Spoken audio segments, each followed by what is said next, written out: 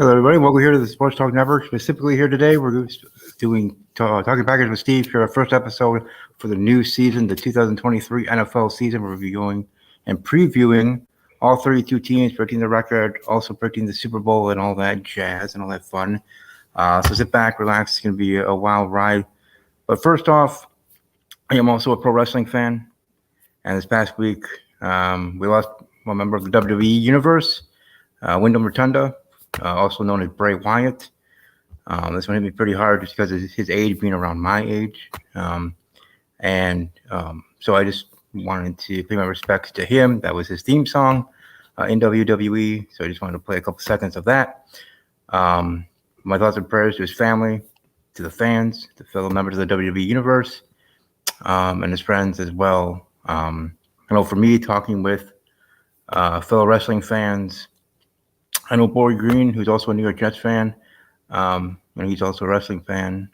So with him periodically in regards to wrestling, and him and others, through this time, the passing of Bray Wyatt. So I just wanted to bring that up first. But moving on from there, as like I said, we'll be talking about all 32. We'll be starting with the Jets. But even before we start with the New York Jets and their representative, let's welcome my co-host, as everybody can see here, AJ. So if you can, take a few moments, introduce yourself and whatever you wish to share, and we'll go from there. What's up, everybody? I'm AJ. I'm obviously new to this. Never done this before.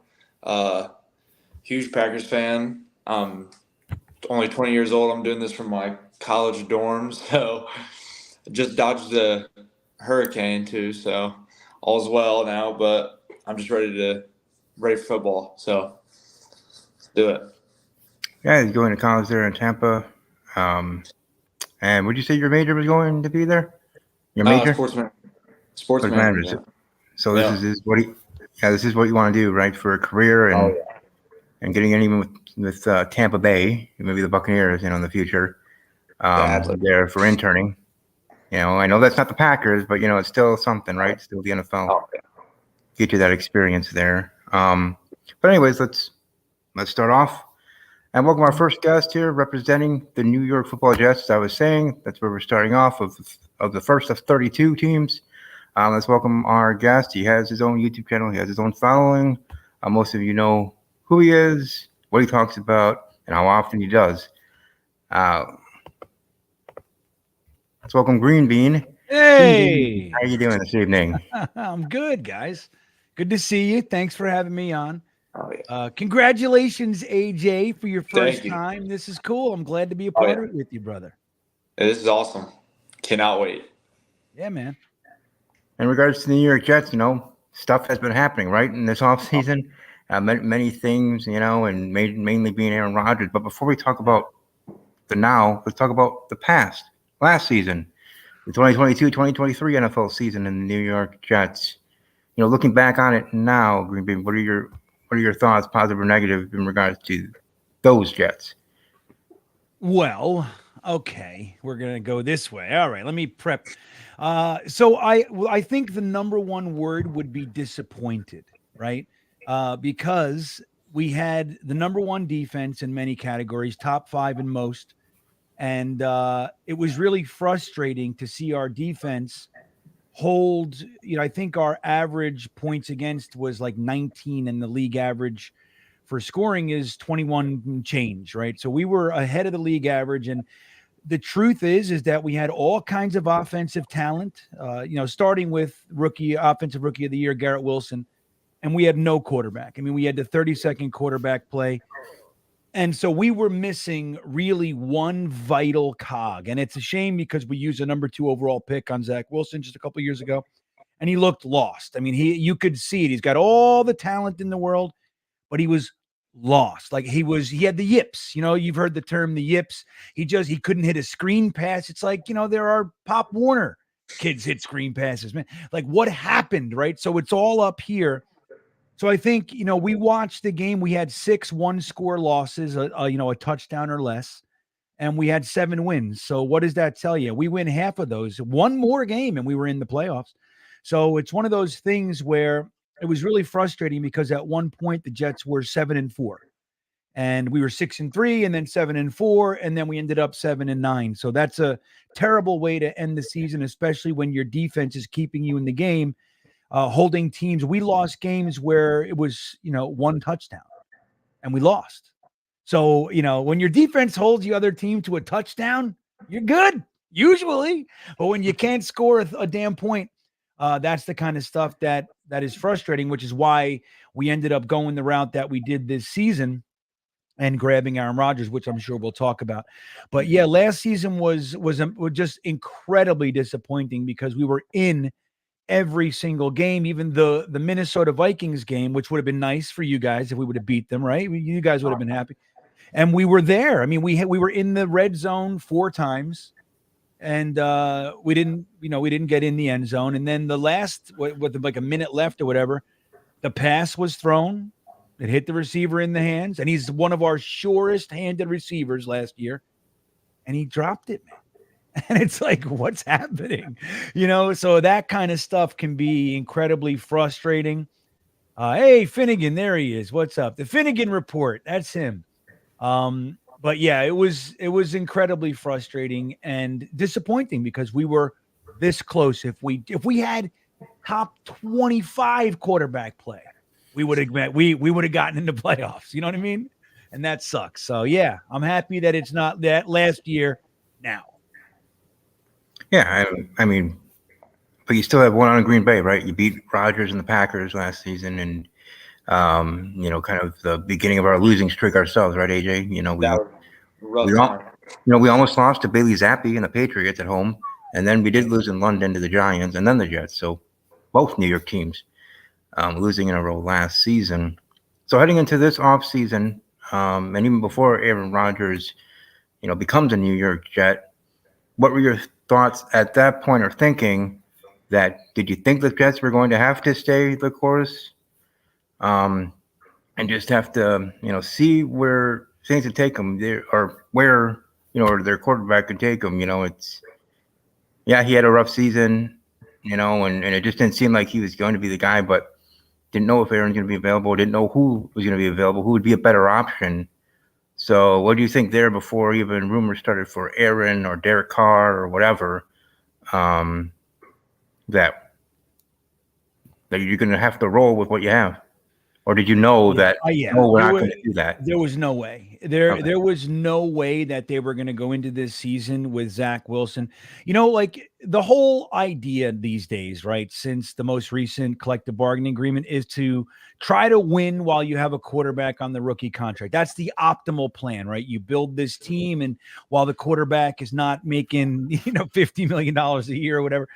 But we saw, so the Jets were building that way, and it was working. We had the Quinnen Williams of the world, obviously Sauce and Garrett Wilson and Breece Hall and AVT, and we had all these guys. We had this really solid core of young guys, and we had some really nice veterans. CJ Mosley's a good representative of that crew. And so what we realized is, wait a minute, like, yes, you want to develop your quarterback. Yes, you want to give him time and all that stuff. And he has shown flashes for sure.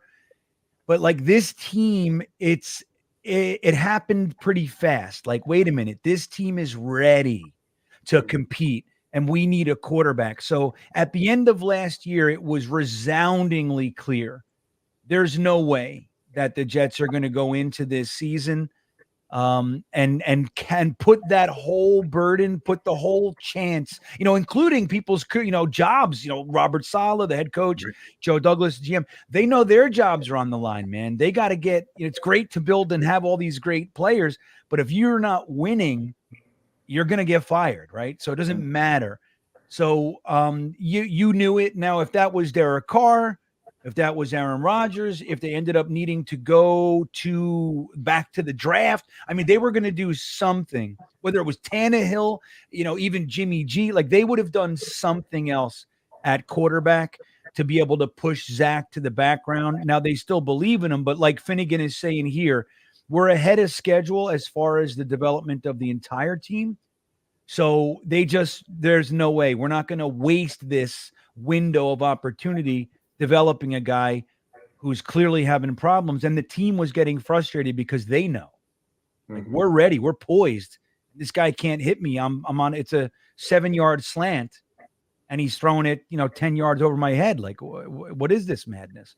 So I think, I was a fan of just grabbing Derek Carr. He's younger. He's a 4,000-yard receiver. I'm sorry, quarterback almost every year. And I thought it was a great move. Like, why wait for Aaron Rodgers and all that jazz? I was a little bit, we didn't know. It was a lot of question marks around Aaron Rodgers, as you guys know. So I was a fan of just grabbing Derek Carr, locking it up, and just moving forward that way. But it didn't happen that way. It leads me to believe the Jets had some indication that Aaron Rodgers was legitimately available. So I'm real happy with the way it went, but I knew they weren't going to go with Zach for sure.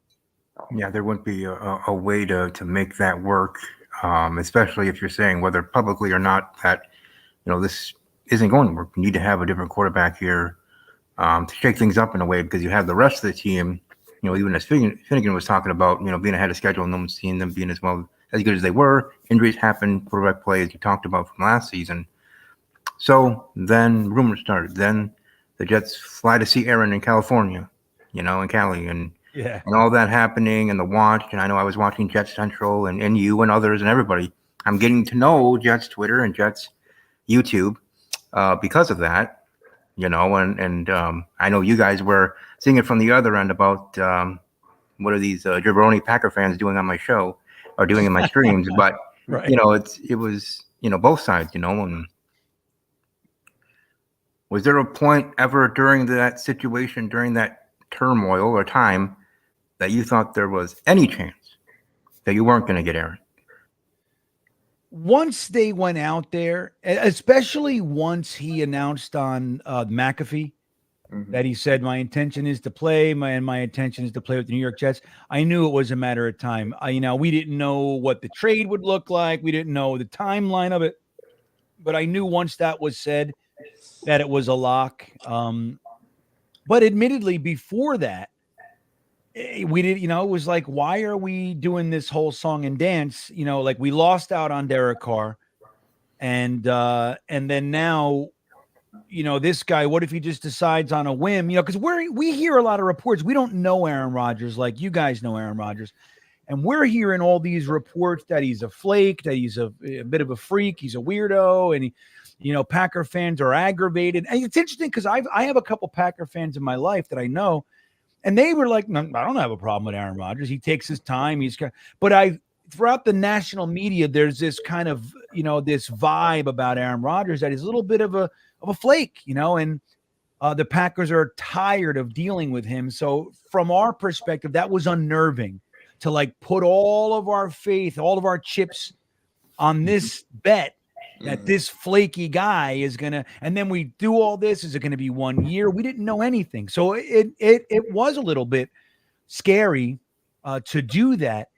But I gotta say, since he's come here, it's the exact opposite. And it's been, and I don't know if that's different than he was up there, or if the reports were just off. I got to meet him last week at Jets camp, and he was super sweet. He was just like, I don't know, man. He's just not what we thought. You know what I mean? It almost seems like he's doing the opposite of what he was doing his last couple of years at Green Bay. Like, didn't work out with the young guys last year. Second he gets to New York, he's best friends with Garrett, Sauce, all that stuff. It was, it's kind of hard to see, but at the same time, like, happy for Jets, happy for him. He looks like he's alive again.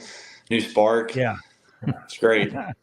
It's funny that you say that, like, happy for Jeff. I'm going to tell you guys something right now, right? So we don't know each other that well yet, right? No, so I'm a jerk as a fan. Like, I'm brutal. You know what I mean? Like, I'm just like, I root against everybody. I tell everybody that. Like, I don't root for shit. Pardon my French. I root for the Jets, and then everything else is against in some way. If I'm rooting for a team, it's because them winning somehow benefits the Jets. That's it. You know what I mean? Absolutely. I get that. Yeah, 100%. I want everybody to fail, like not in their personal lives or anything like that. Of Right. course, I don't want anybody's Oh, yeah. kids. I want everybody to be happy and healthy. But on the field, like I grew up in an era where we didn't have Twitter, we didn't have all this internet and everything, and it was just like when you had the relationship with other fans was ball busting. That's what we did. It was like screw you. And when something happened bad, you laughed at each other. Oh, yeah. So, but we got laughed at a lot, which is why I'm still so damn bitter. It was like I grew up, my whole family's Giants fans. The Giants are going to the Super Bowl every few years, and my whole family and all the kids in school, they're all picking on me. So now I'm like, I know, right? You have the Giants being the big brothers and the little brothers being the Jets, and absolutely. he's getting Oh, yeah. That's so true, man. That's literally the way it's been said 1,000 times. We're like, we've been called the little brother. We've been called the stepchild. We've been, you know what I mean? Like but I'll tell you what, when we're good, when the Jets are good, and it happens every now and then. Trust me, believe me, it happens. But when it happens, dude, the town goes berserk. Like it's like the whole city's waiting for the Jets to be good, man. And when we are, we take over. It's something else. Oh, yeah. So AJ, if you want, speak on your end or our end, I guess in a way, the Packer fans, during the saga of Rodgers and where he's going and all that. What were your thoughts then, and where do you think things were gonna pan out? I was kind of all over the place. I didn't fully expect him to, like when after the Lions game first ended and Green Bay got eliminated, he walked out with Randall. I had really mixed emotions. I kind of had a feeling it was like, this is probably the last time. And then a couple weeks into it, whatever, I was like, maybe there's a shot. I was hearing good things. And then the Pat McAfee show happened, and it was just like completely down. And I mean, none of us know anything too well about Jordan. So, I mean, at the time, we've watched preseason now, but at the time it was like, this is kind of scary. This could be rough. We've had greatness for so long. Mm-hmm. And that happened. And I mean, as I became a Packers fan truly because of I got an Aaron Rodgers jersey. I mean, I'm from Ohio. My whole family's Bengals fans, unfortunately. So when he left, I was like, man, this is it. It stung a little bit, but I mean, next day I was ready and new era. I'm pretty excited about Jordan, honestly. I think we all are. Same. Same here. And we'll talk about that later when we talk about the Packers specifically with our guest at that time. But in regards to the Jets and the Packers and the song and dance and everything going on, I was thinking, hey, the Jets get him fine. He can be their problem, and I'm ready to move on from there and see what we have with Jordan. Yeah.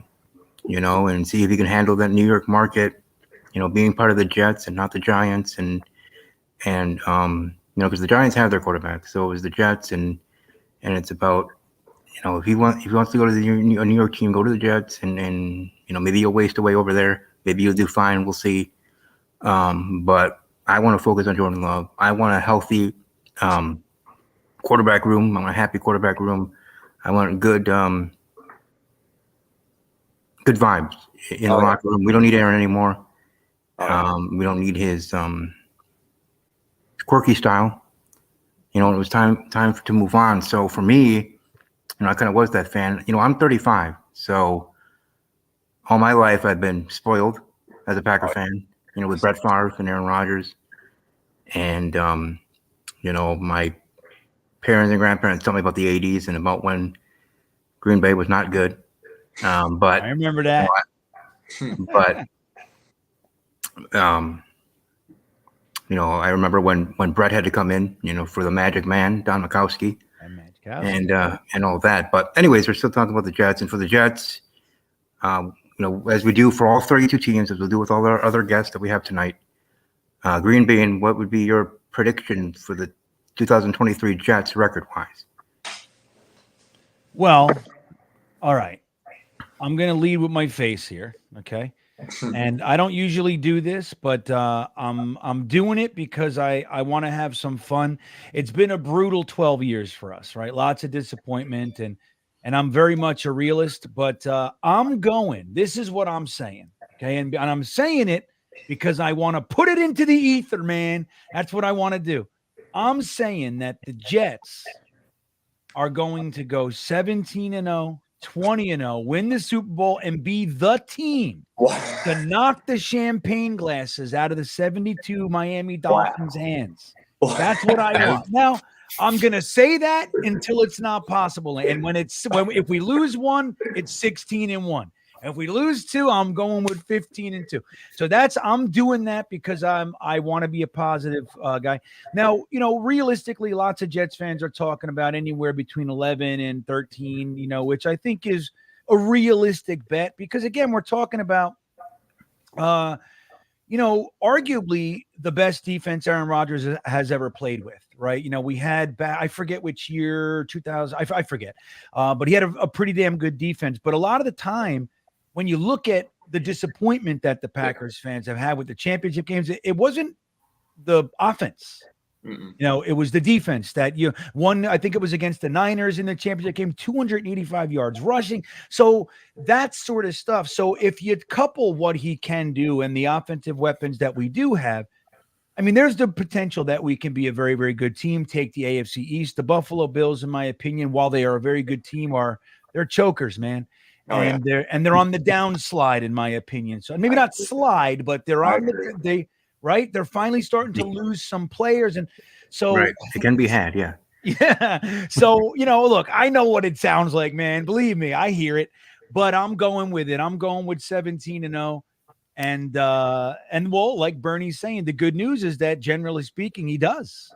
So that's new for us. We haven't had a quarterback play 16 or 17 games in a long time, man.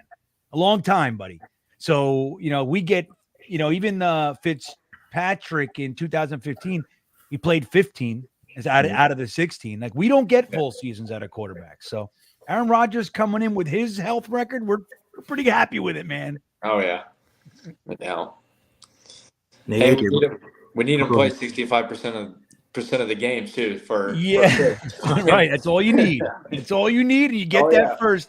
I know. You know what I want to see? I know, and again, it's fantasy land, but what I want to see is the Jets get so up on teams that we can play them 64.9% of every game. Right there. And then just stick Zach in to close it out and let the defense hold it down, and we stick it to you. Even in that instance, even in that case, you get a second though. You got a good trade. You got good trade value, in my opinion. Oh yeah, I agree. All right. I did. I think we did.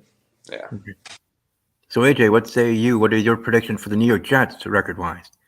So, after even watching the Hard Knocks and stuff and seeing stuff, I think maybe really early the Jets will have a little, not I wouldn't say rough patch, but it'll just be flat, and their O-line might struggle a little bit. But I do think they end up getting hot and finishing 11-6, winning the East, and I think they make it to the AFC Championship. And then Rodgers falls again. And then again, he falls again, only now on the AFC side? Okay. The AFC is so tough. I feel like it is. There's so many teams, and the Bengals are good, Chiefs. You got so many teams. I think they get back there, and I mean, they could do it. They got the defense. I think Garrett Wilson is going to be one of the best receivers that Rodgers gets to play with again. He's going to be great. They got two good running backs. It's just if that O-line figures it out, man. I like what the Jets have, though. Especially in the AFC, you have to have superpower. You have to have power over there. So. Oh, yeah. The AFC is a juggernaut. It's like you said, it's a buzzsaw, and you have many great teams over there. For me, record-wise, for the Jets, we're a little bit higher, but of course lower than Green Bean. But for me, I have the Jets at 14-3. And to be quite honest, one of their losses will be the Week 1 game. But 14-3 overall, winning the division, and ironically, because I like to have fun with my picks, but also, I do mean it. In regards to the Super Bowl, I have the Jets in the Super Bowl. I want to hug you. So the Jets in the Super Bowl, and ironically, who they're facing, and this kind of moves us into who's going to be our next guest. Is already here. We're actually going to have a New York battle in the Super Bowl. For me, for my picks, I have a Jets Giants Super Bowl. So, Hey, Giants are sneaky when they get to the playoffs sometimes. You never know. So if you have the Jets Giants Super Bowl, that would be something. So, who's winning though, Stevie? Come on now. and hold on, even before I do that, come on. For the Jets Giants Super Bowl, for me, I have a final score here. Let me see here. Final score 28-17. 28-17 Jets over Giants. I'm having a great day. It's just fantastic. I don't hear this from Green Bay fans very often. You know what I mean? This is nice. Oh yeah. Right. I mean, it might be a stretch, in regards to the Giants side of things. I do feel that they have a team to be able to get that far. It's not much of a tough hill to climb as it is for the Jets in the AFC, for the Giants in the NFC. But I do still feel that the Giants, even over the Niners and especially the Eagles, will be able to push through and get to that game. And like I said, that would be, just think about that for 2 weeks for both of you. Oh my 2 God. weeks we have the Jets Giants. How is that? That's going to be interesting for the media between the championship games and the Super Bowl for sure. They'd have to move the Super Bowl to New York. Yeah. They better. Dude, if that happened, all right, if that dream, I don't even know if I'm going to wake up in a few minutes and find out nobody really thinks this. But if that ever happened, how many demons we would exercise throughout that process? 14-3 beating the Giants in the Super Bowl. You know what I mean? It'd be Right. like everything. Yeah, Right. Like you talked about Then earlier, I being just would picked. retire. Yeah. Be like, I did what I needed to do. I'm done here. That's it. I'd be afraid that thousands of Jets fans would just die. That's it. We're done. A mass death of all our older fans. I'm good. That's everything. They I might. needed. Right. But no, that's what I have, and obviously I'll post that to prove it in regards to my prediction for all 32 teams. But yeah, it's for me for both teams, the Jets and the Giants, in regards to how far they'll go. But Green Bean, it's great to have you on for the time that you were able to be here. AJ, do you have any last questions for I guess? No, man. Nice to meet you. This was fun. I'm glad I got to go on here with you and talk about Rodgers and everything. It's cool. Right on. Yeah. Well, look, have some fun with New York Giants fangirl. It's nice to meet you. You too. Good luck. Yeah. Good luck. I'll see you in the Super Bowl, man. This is going to be fun. Yeah. And thanks for having me on. This was a blast. You guys are awesome. Have a good evening. All right. Take care. Take care. You too. And as we move on, like I said, now we're going to be moving on to the other New York team, the New York Giants. And let's welcome Adriana from, as you can see there, New York Giants fan girl. You can find her on IG where she does lives pretty often, as I see, talking Giants with her fellow family there, sports family of Giants fans. Andrea, as we were talking with Green Bean, with the Jets, for your team last season, the 2022-23 season, what would be your opinions, positive or negative, from that Giants team? They exceeded my expectations like I never could have imagined. I was going into last season thinking all I want them to do is look better than last year, which was not a high goal. It wasn't going to be that challenging for them to look better, but there were still so many question marks. I mean, we didn't know if Saquon was going to stay healthy. Jones was not signed to the 5th-year option. We didn't know what the offense was going to look like. Ton of injuries. I mean, our wide receivers were mediocre at best compared to other wide receivers in the league. So I just wanted them to win a few games. I wanted to see what Shane and Dable were all about. And the fact that they did as well as they did, they made it to the playoffs and they won a playoff game. Like, I was disappointed with how things went in Philly because I thought that it was going to be a little bit more of a competition. So I was definitely bummed, but overall, I was super excited and thrilled with the way the season went because it just was better than anything I ever could have expected it to be. Yeah, and I guess both New York teams, doing better than people outside of the fan bases thought that they could do. And now heading into this season and being able to get that contract there for your quarterback, at least the quarterback, who knows what's going on with the running back situation there. But what are your optimism and your thoughts heading into this season and what the Giants can do? I'm really excited going into this season. I think they have a challenging schedule, but I think that that's not an excuse. I think, this is the National Football League. And when you have the coaches that you have and the talent that you have, and they have so much more talent than they did last year, that there's no excuse. They have to execute on the field. Unless the entire starting offense or starting defense goes down with injuries, there is no excuse for this team not to do well. My prediction for them is that they're going to go 11-6 and they're going to end up second in the NFC East behind the Eagles. I don't think they're a Super Bowl team. I do think that anything can happen in the postseason, but I just think that the reality is that the Eagles are a very difficult team. And if we can't beat them during the regular season, I will not have full faith that they can beat them in the postseason. And I think that that is a realistic way to go.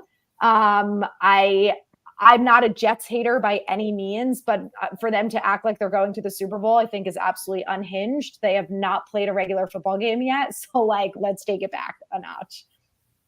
Yeah, that's another question I was going to ask now from your vantage point, right? You and your fellow Giants fans, hearing, I even told you, asked you on IG in our conversation there, your guys' thoughts on the Giants being the talk of the town, being the new kings of the castle, so to speak, and all that. So what kind of sense do you get yourself or from fellow Giants fans that you speak to on a daily basis or in general? It's funny. I still think that the local and national media is considering the Giants to be underdogs, and they're not really talked about that much. I saw a clip from Pat McAfee after the Isaiah Simmons trade, and that was pretty much the only thing that I have seen from someone who is not a Giants beat writer who has said, oh, wow, this Giants team is actually pretty good and might do well this year. I feel like everything I've heard from everywhere else is Aaron Rodgers, Robert Saleh, Hard Knocks. It's all about the Jets and nothing about the Giants, which I'm okay with because I don't need the national media to get on board with the Giants. I would rather us fly under the radar and surprise people like we did beating the Vikings. So I would rather it continue to be that way. And I think that's how a lot of Giants fans feel. They like the underdog mentality. I mean, the Giants have been like that for years. Both of our Super Bowl runs, we were not expected to go anywhere. And we had no one had us beating the Patriots, not a shot in hell. So not me, yeah. I think everyone's on board with, as a Giants fan is we'll keep flying under the radar. And then, when we do well and we get out there, then, then you guys can talk about us. AJ, what are your thoughts in regards to the Giants record prediction and anything else you wish to share in regards to the New York Giants? I actually think the Giants are a pretty exciting team. The addition of Waller was huge. I like Dable a lot. Saquon is, out of this world when he stays healthy. But when I looked at their schedule, their schedule is crazy. They have so many tough opponents. Yet, the Eagles twice already as it is insane. That's a lot. I think it just all comes down to Daniel Jones again. Can he keep getting better, making the throws?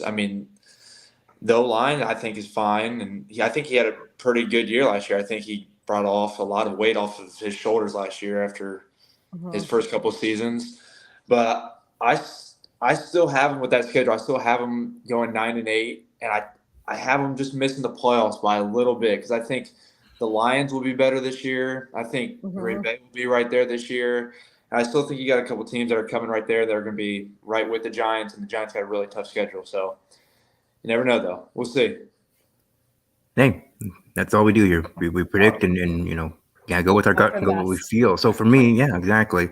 Especially your own fan base. And for me, for the Giants, I have them barely making it in, being a wild card team, being second in the division at 10-7, and going to the playoffs here. And winning their first game and then losing to the Eagles in the next round. So they'd be facing off with the Eagles. So, we keep talking about that. And even, Andre, you're stating about, in your honest opinion, you don't think you'll be able to push past Philadelphia. What do you think the Giants need to do to be able to do so? Like, what do you think that it can be done so it can be done? Because it, can be done. But things need Yeah. to be done. What do you think that would be? I mean, this sounds so simple, but I think the bottom line is it comes down to execution.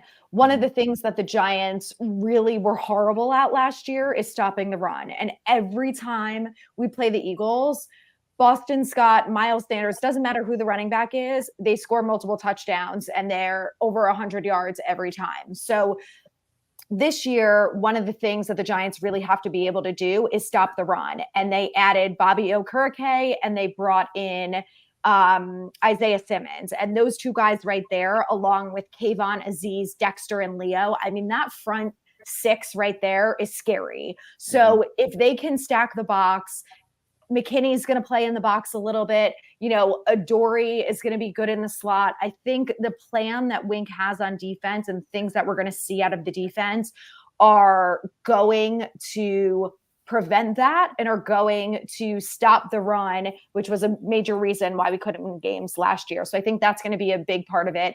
And then on the opposite side of that, the offense just has to score points. And that comes down to the offensive line holding up. So Jones has more than 1.5 seconds to make a decision and get rid of the ball, which, the line is still a little bit of a question mark. So we'll see how that goes, when the season starts, but they've made some good additions there. John Michael Schmitz looks really good as a rookie. Obviously, Andrew Thomas is one of the best. So one of the big question marks is going to be Evan Neal. Can he step it up in his second year? And if he can, then there's no reason for this offense to not be able to put up points when you have Saquon Barkley, Jalen Hyatt, who's extremely fast. Oh, yeah. You have Paris Campbell, who's an excellent slot receiver, and you've got Darren Waller. I mean, and that's not even including, some of the other tight ends and some of the other wide receivers that we have as weapons that are going to be utilized throughout the offense. Oh, yeah. And that's definitely the biggest question mark being Daniel Jones. I know in the offseason I was reading and seeing from other Giants fans that honestly wanted to move on from him. Thought that maybe this isn't the fit. Maybe we do need to do what the Jets did. Get a veteran quarterback, put Daniel to learn from him, and then hand the team back to him. What were your thoughts then at that time, let alone now, of that subsection of the fan base that's worried about him and thinking he's the reason they're not going to go anywhere? Absolutely idiotic. The people who wanted to bring in Lamar Jackson, just stupid. First of all, Lamar Jackson was going nowhere. We all knew that. I had been saying it the entire offseason. I knew he was not leaving the Ravens. And especially when they talked about bringing in Odell, I was like, forget it. He's going nowhere. So my problem with that is that I just think that those people they didn't watch last season. You can talk crap about Daniel Jones all you want in the first 3 years of his career. That's fine. He didn't play that well. He also had horrendous offensive coordinators. He had a garbage offensive line, and he had no talent around him. And you can make the argument that maybe if it was someone like Tom Brady or Aaron Rodgers there, Aaron Rodgers is a better runner than Tom Brady. Tom Brady would never last with the offensive line that the Giants had. But for argument's sake, you want to talk about a veteran, quarterback who's done really well in the league and who's been an MVP and all of these things.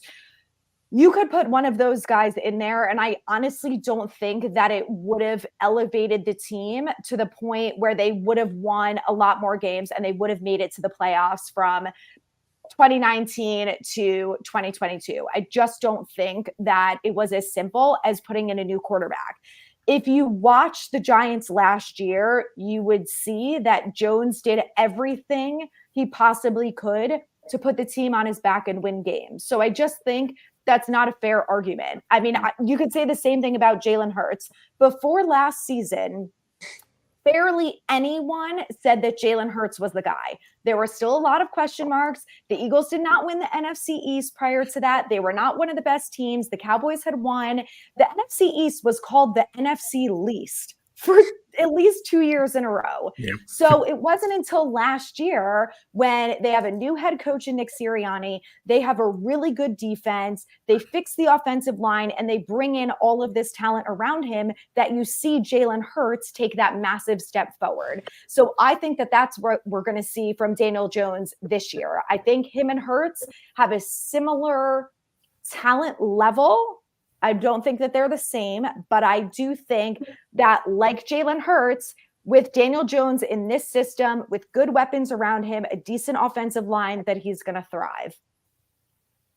Yeah, and I agree. I was wondering, why that was the case. Why it seems like a lot of Giants fans at that time, a subsection of your fan base, was thinking that they need to, move on from Daniel Jones and not, maybe being prisoners in the moment. Maybe they're just wanting to, see what other teams have done, and be able to be successful. But that doesn't mean that it has to be for your team, and just, give it a little bit more time.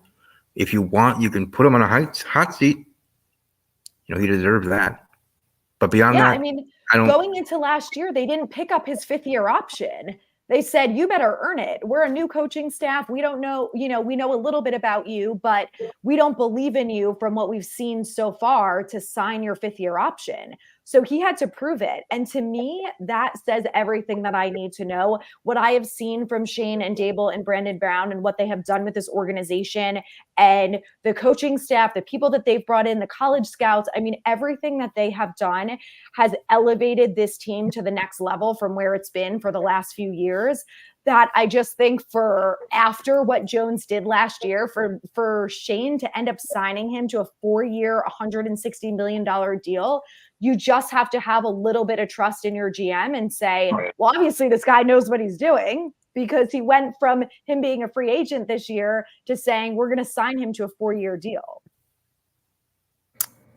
But then again, I know from other Giants fans that it's like, it was close to that deadline. So from their argument, from what I was even hearing still, they feel that the ownership is trapped to make that decision and all that, and should have had some cojones and did something else, and so there's still that, section of your fan base that still is not riding with Daniel Jones. We'll just put it that way. And how it wasn't like, deal done sooner to them. But before we go, AJ, is there anything else or any other questions or comments in regards to the Giants? No, I'm good. Okay. Are you coming to the game, AJ? Do what? Are you coming to the Giants-Packers game? I am not. So I go to school I'm still in college. I go to school in Tampa.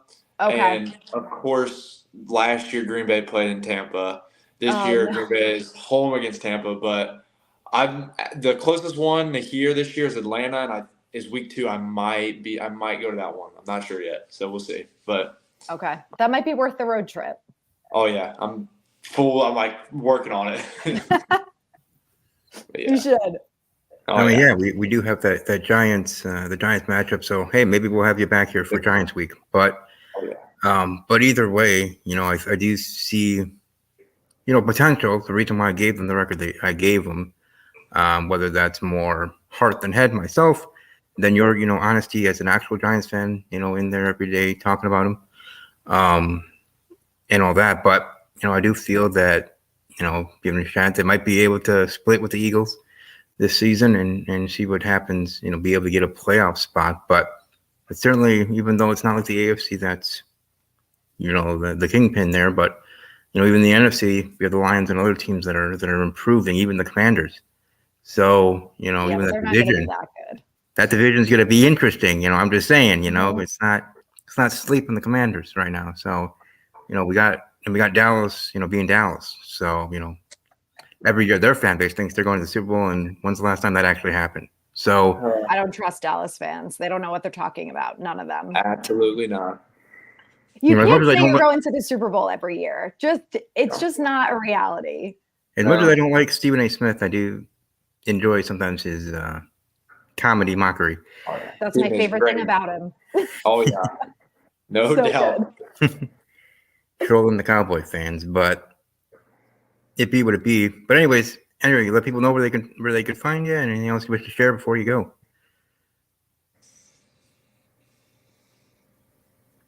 Andrew? Oh, are you talking to me? Yes. Sorry, I thought you were talking to AJ. Oh, no. Yeah, Um, it is a A. Yeah. I know. So yeah, I am at New York Giants fangirl on Instagram and TikTok. And then my podcast is called Everything New York Giants. And just like it sounds, it is everything that you need to know about the New York Giants in one place. It was great to have you. And hopefully, if you can, schedule the line, be able to have you for Giants Week when it comes up here during the regular season and see where our teams are at that point. But thank you for your time. Have a great evening. Yeah. Thank you guys so Have a good much. one. Good luck this year. Thank you. Yeah, God bless. too. Bye. Now moving right along as we talked about two New York teams. We talked about the Giants. We talked about the Jets. Now we're talking about a team that doesn't have anything to do with New York, but kind of has to do with AJ in a way. He talked about how he's from Ohio, his family being Bengals fans, but we're not talking about Cincinnati Bengals because, talk about them later because, they're the better team. But we're going to talk about the other team, and that being the Cleveland Browns, the Brownies. That team that actually seems like they have a mascot, and now they put on the 50-yard line, with that team. But anyways, excuse me. Welcome our guest with the most here, Jen, who is part of IE Sports Radio, the family there, IE Sports Radio, IESportsRadio.com, your feed for all that is sports. Jen, how you doing this evening? I'm doing great. How are you guys? Great. We're doing well. We're doing well. Hope you're doing well too. And I've been asking everybody that's been here so far, last season Browns. I know with the acquisition of the quarterback there, and that being a whole can of worms that is still going on with Deshaun Watson. What were your thoughts on that team, on that Browns team of last season? It was a little disappointing. I mean, the defense was extremely disappointing. I expected much more from them after the way they ended the previous season, but they chose not to move on from Joe Woods, and it bit them in the butt. So it is what it is. So there were, of course, a few games that they should have won, and the defense did not help in any way, shape, or form. Jacoby Brissett did as well as I expected that he would, and I wasn't expecting much out of Deshaun Watson after 700 days without playing football. So I think he did as well as he could running Jacoby Brissett's offense, and it ended up being what it was, and they made the changes that they made, and I'm excited for this upcoming season. Mm-hmm. Yeah, it'll certainly be interesting. With the offseason that you guys had, and now heading into this new season, I think there should be optimism there in Cleveland for the Browns fans and everything, Dog Pound, as they're called. And what can be, I have some interesting expectations for them in regards to predicting their record, but I don't know. What are your thoughts, like optimism, whatnot, in regards to this season's Browns, and what you think your team can accomplish realistically and otherwise? I'm very optimistic. From what I've seen in preseason, the defense looks 100% better. Myles Garrett, of course, wasn't out there at all during preseason. So the defensive line, when the first team did play in the 2 games that they played, looked great. And that was without Myles Garrett. So figure they can only get better with Myles Garrett in there. I like the moves that they made on defense. They secured up the line significantly. We went from a bunch of nobodies and plus Myles Garrett to some pretty big names. So I'm looking forward to seeing how it plays out in an actual real football game that counts. But so far, so good. And Deshaun Watson seems to have his confidence back. He's seems to have pretty good command of the offense when he was in there for the few drives that he was in during preseason. I thought the Kansas City game was a good indication. They came out kind of shaky the first 2 drives, and then they came back and scored 2 touchdowns the next 2 drives. So I'm optimistic, and Nick Chubb wasn't in there, and Joe Bitonio wasn't in there on the line, so that can only look better with them in there. So I am cautiously optimistic. Oh yeah. I hate to be too optimistic in Cleveland because, Mhm. Cleveland likes to disappoint. Oh yeah. Go ahead, AJ. What are your thoughts on the Browns and anything else you would share? I do think Deshaun is gonna keep progressing this year, and maybe I don't know if he finds that old self that he was, but I just think for the Browns roster, he just needs to be like good enough. I think the Browns have as good a roster as anybody does. Their defense looks loaded. Their offensive line is good. They have Chubb. They've got Elijah Moore. They got Amari Cooper still, Njoku. I just think that the North is a gauntlet. I think it's the most physical and aggressive division there is in all of football. I mean, the Bengals are a monster in themselves. I think the Steelers progress this year. I think the Ravens will be good. I think the Browns fall just short, like 9-8. I have them at 9-8, and just missing the playoffs, but still being better than like what they were last year. Just AFC and the North is tough, and it really just all comes down to Deshaun Watson. But I got him falling just a tad bit short, 9-8. And for me, I have the Browns 10-7 in that record. They second in the division. I do see Deshaun Watson getting better, being able to be that Deshaun Watson of old that you were talking about earlier, AJ, and being able to show why the Browns got him in the first place, because they feel that they can, get that back within him and be able to be the top tier quarterback for Cleveland and try to, bring them the Super Bowl, let alone just anything positive. So I think that's going to be happening for them this season. I think, like I said, 10-7, where I have them record wise for their division. That will be a tough one. They'll be knocking each other out in games, I'm sure, but I see them splitting with Baltimore and Cincinnati. So and going from there. But yeah, 10-7 is what I have for them. Having a good season. Deshaun getting back on track. You got Chubb. So I think overall that Browns team, and I know for the preseason, that backup quarterback that was really showing out. I'm glad he made the team. So Yes. But for Deshaun, who was a starter, I see good things for him and be able to have a progression in this season and be able to grow there with Cleveland and be able to. He has his own stuff on his shoulders, right, AJ? Something to get off his chest and all that. And, maybe not in a Super Bowl way, but in a get to a playoffs way, he can be like, Steve Young, who had to get that monkey off his back after having to take over for Joe Montana. But here in this situation, like I said, 10-7, Browns second division. But Jen, for you, in regards to record-wise, playoff spot or whatever, what would be your prediction for your team in the 2023? I think I have a hard time picking a number because I think a lot of it's going to depend on how they come out to start the season. They have the first 6 games are really tough. They've got 3 division games right off the bat. So I'm wavering between 10-7 and 12-5, depending on how those first 4 games go. It's going to be a real test starting out against the Bengals, but we play well against the Bengals. We've only lost to them once since Joe Burrow's been there. So, and that was last year with Deshaun Watson. So I'm not too concerned with playing the Bengals, but the AFC North is always tough. Even when we were bad, those games were close. Even when we were 0-16, we only lost by like 3 or 6 points. So those games are always tough. It doesn't matter who's good, who's not. Those division games are always, always tough.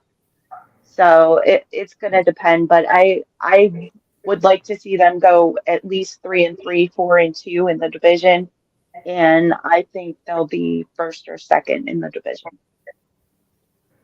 There you go. Hey, like I said, improvement for Cleveland. I know the Dog Pound would enjoy that for sure. But anyway, Jen, well, before you go, let everybody know where they can find you on socials and your show as well. All right. I can be found at Believeland on X, Instagram, Threads, and Jen.Believeland on TikTok. And my show is The Show of the Land, and it is on Twitter or X at Show of the Land IE. And that's with IE Sports Radio, your direct feed for all that is sports. There you go. Great to meet you also. For me, I'm very lucky to kind of be a contributor in a sense, maybe not part of the family, but a contributor of IE Sports Radio, being the co-host for Big Cheese. That's now going to be Sunday mornings with Bernie Bango for Big Cheese at Big Cheese _IE SR. But anyways, yeah, nice to meet you. I know I haven't been able to actually view a show of yours live, but I have seen past ones either on YouTube, because I do have on YouTube, Yes. on the IE Sports YouTube channel, let alone on Spreaker, however you pronounce that. But Yes. either way, be able to be in that chat one of these times when you're live. But no, nice to Tuesdays meet you, and at hope 6 you p.m. Eastern. have a good evening. You too. God bless. But yeah, so we had the Cleveland Browns, a team that, is on the rise and improving their AJ. I feel that, they'd be able to improve and be better and be able to make a mark and try to get a playoff spot. For sure. Unfortunately, so far, any of our other guests are not able to make it yet. So we are going to actually talk about the team of the hour, the team that this show is named after, talking Packers, of course. As I see you repping the team, I'm the host, yet I'm not. So, but it's okay. The Packers. There's a lot to say about the Green Bay Packers. Our guest here is here, but he's away from his computer. So when he comes back, we'll bring him in. But just for us talking, we were talking earlier with Green Bean about, the Rodgers situation and everything. For you, AJ, what were your thoughts or anything in regards to last season's Packers and on all that? Going into the season, I was really optimistic. I was like, I thought we drafted good. I thought we needed those spots on defense. I thought Quay Walker was great, and Wyatt gave us something at the end of the year, and now I think he's going to bloom even more this year. But like with Watson and Romeo, they've never showed anything. And then week 1 starts, first play of the game for offense, and he drops a 70-yard touchdown, and it just took them all year to figure it out. And then they hit that rough stretch where they lose 5 in a row to, I think, average teams at best. I mean, you lose to the Jets, and then you lost to Giants, who made the playoffs, but we were winning the game, blew it towards the end, lose to the Commanders. And then we get hot towards the end of the year, and then it's like we have one game to make the playoffs against the Detroit Lions.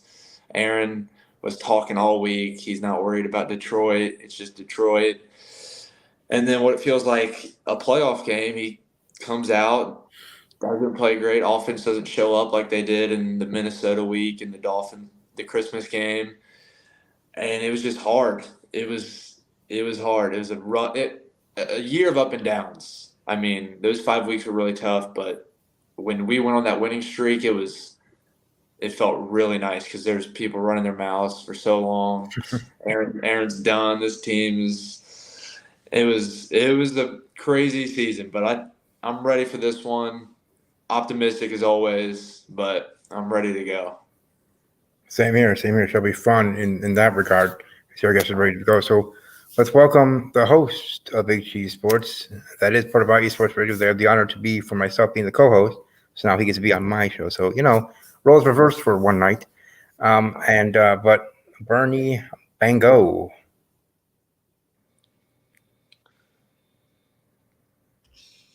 Hey, fellas, what's up? How you doing this evening? I'm good, man. Thanks for having me on, Steven. What's up, AJ? I'm Bernie, the host of Big Cheese Sports on IE Sports Radio, your direct feed for all that is sports.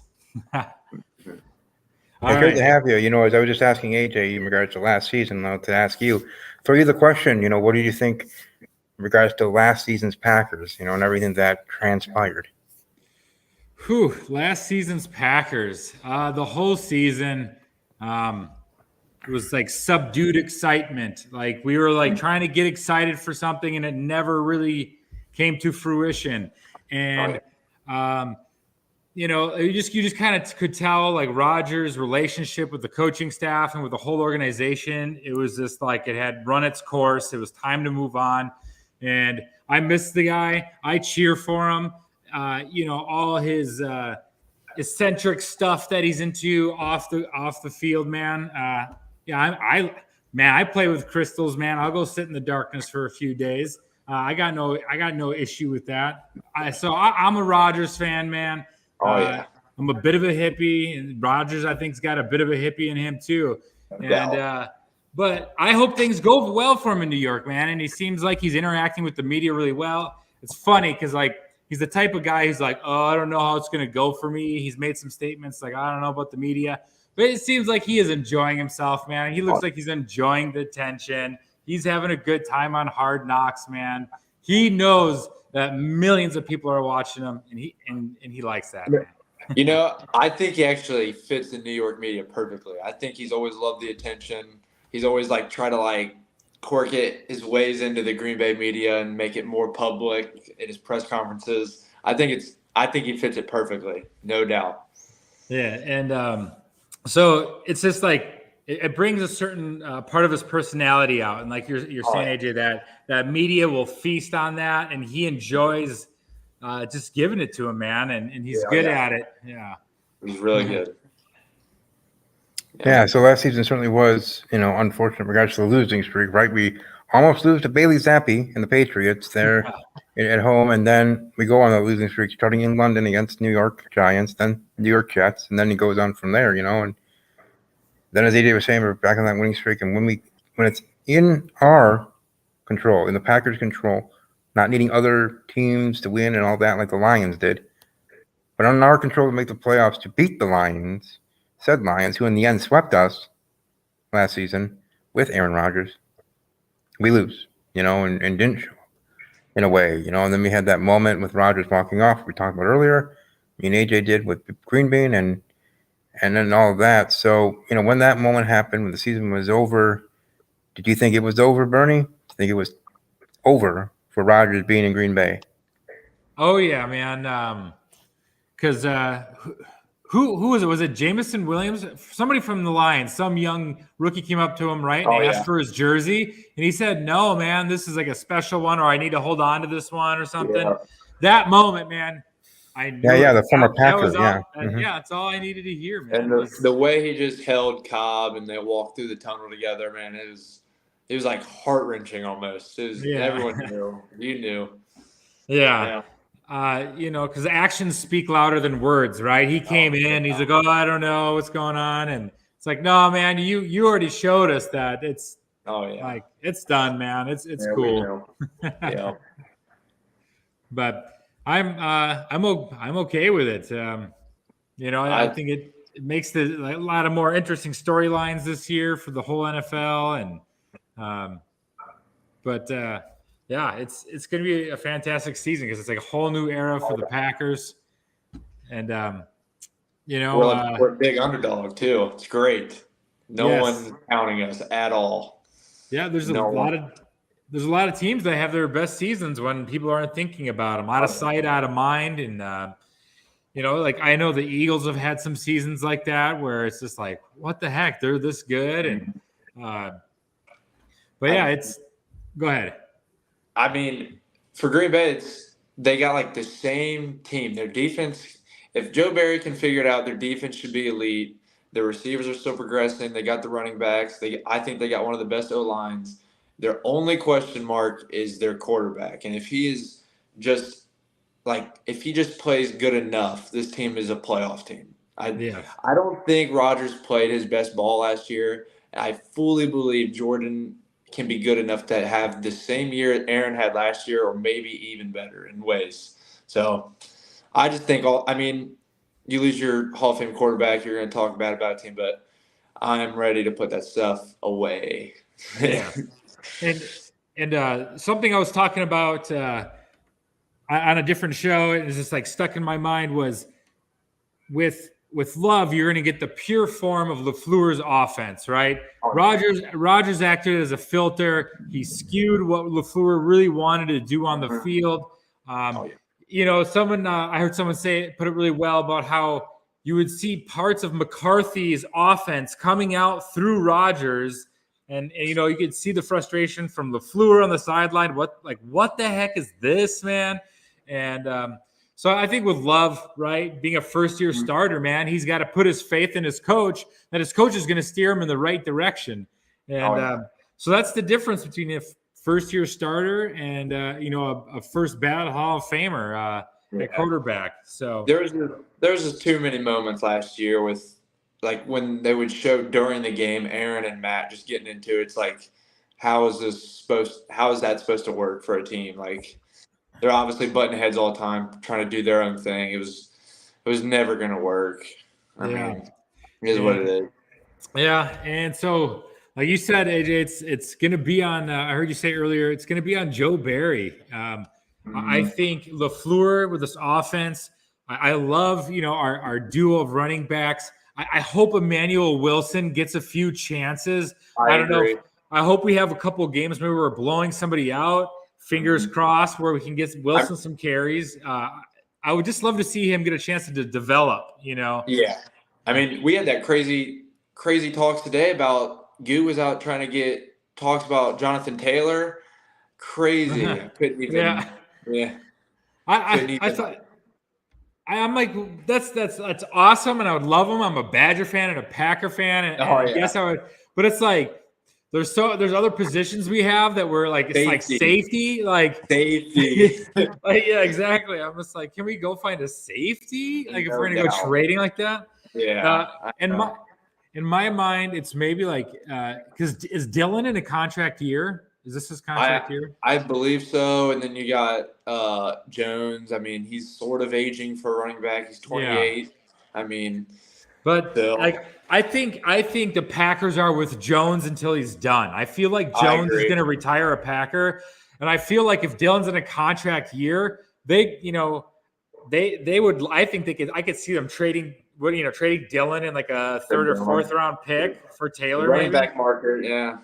Absolutely. And so it's but we don't need that. See, like, yeah, it's not a position of need. I would hope if we were going to make a trade, it would be at safety. Yes. Safety. No doubt. I am so nervous about safety position. Yeah. Rudy Ford, Savage. I mean, Mr. Simone Biles and Simone Biles. I mean, that'll be. I mean, it was a spot last year that was a little shaky. I mean, Adrian didn't have his best season back there in any means, and was always beat up. But I thought Rudy got hot at the end of the year, gave him a new spark, and hopefully he continues to progress in that way. But yeah, we need somebody to step up to have a career season, you know. And it's just like, then you got to start thinking too, like, say the safeties are struggling, and maybe Stokes, when Stokes gets healthy, comes back. If he's in a good place to play, do you move Razul to a safety position, or, you know, do you just kind of start tinkering? You know, when Stokes comes back, you just start putting your top DBs out there, no matter if they're cornerback or safety. I mean, they did that. They did that with Keyshawn too. They put him back there a little bit and let him move around. I mean, they got dudes that are athletic in their DB room. I mean, I feel like they could figure it out, but they do need a true safeties. I mean, have to have them. And, you know, wherever we land in the draft, you know, sometimes there's only like one, maybe two safeties that are worth like a first round pick. Yeah. You know, but you do have the Anthony Johnson Jr., the rookie out of Iowa State, who we got in the 7th round. Some people said he could have gone in the 5th. You know, you might see him getting some snaps because I feel like there's going to be games where whoever's back there is going to be having a rough time, and they're just going to start rotating those guys through because they're all like about the same skill level, talent level there. And who's on it today? Who's got a clear mind? Who's reading things better than the other guy? So I think it's going to be a platoon of safeties out there. Is No my doubt. guess, in the backfield there. Yeah. So it's going to be an interesting season. I mean, with all the question marks and the unknown. For some Packer fans, it's a fear of the unknown. We have had Brett and Aaron for 30 plus years and whatnot, and being used to excellence. And now we're going to have Jordan Love. We don't know what we have with him. We love it to continue, right? Be able to have great, excellent quarterback play and be able to be in the conversation every year to win the Super Bowl, the odds makers and all that. Automatically winning the North in a way most of the years too, and still have a stranglehold on the North. But we don't know. We'll have to see how that goes, and week 1 will be a good test, right? The Bears. Oh yeah. We get to start on the road. So that's going to be a tough one. The whole entire NFC North. Yeah, I'm sure all teams do. But the NFC North has some prove-it games in week 1, especially the Lions. They're kicking off the season facing off the Chiefs. So, they're trying to prove it. How are you guys feeling about that game? Lions, Chiefs, kick off I the feel season. I feel like Super Bowl winning teams, like they're week 1 or week 2, they're I wouldn't say they're like in a Super Bowl slump or whatever, or hangover. Yeah. But I fully expect the Lions to come out there and be the same team they were, just fully aggressive, do whatever the heck Dan Campbell wants to do. Yeah, man. We You got it. They're going to keep it close. I mean, I think the Chiefs will win, but I fully expect the Lions to be battling the whole game. It'll be close. Yeah, they're not going to be the doormats. I would love to see the Lions shock the world right then on opening night. I'm like, since they got picked as the favorite, and we're in a rebuilding year, I'm thinking to myself, we might have a shot at winning the division crown still, but I'm hoping if it's not us, it's the Lions, and because man, it's been a long time for their fan base, and Dan Campbell's been really working hard at over there, and yeah, man, they're a pretty fun team to watch, and I don't mind the Lions so much. The Bears and Vikings though, I don't care for too much for those two though. I can't wait. Those Bears fans are going to go back into hiding after week 1. I can't wait. Well, I know I've been hearing them chirp because they're ready to go. Gosh. I know Bernie was be a on. single Bears fan talking after week 1 if they lose. Not a single Bears fan will be talking. Bernie was part of with Adam, with the IE Sports Radio the other night, talking about the Bears Packers and the rivalry, the upcoming week 1, and they were talking for both ends of their spectrums, from Packers and the Bears, from Adam's side of things, and that was good to watch. So if you want to watch replays of that, can watch that on Spreaker or IE Sports Radio here on YouTube. But just with that conversation that I enjoyed hearing, and that you got to be part of course, Bernie. Yeah. Like I was saying earlier, it's a prove it game. What are the Packers are going to try to prove that they're not going to be doormats themselves. Just because Aaron's gone does not mean we're a 1-16 team. You know what I mean? That we still can be, as AJ was saying, have a chance to still be great and good. Serviceable quarterback. So, the Bears fans chirping and then saying that they're taking back their ownership, and all that with Rodgers gone, and all that stuff. So, it's going to be a interesting game on the road. So the for me, it's unfortunate in a way that Jordan Love does not get to start at home week 1. It is what it is. Yeah. You do what you have to do, but it would have been better and easier and more of a for him and be able to transition and be in his first season. But being in Chicago, I don't know. What do you guys think? It's going to be.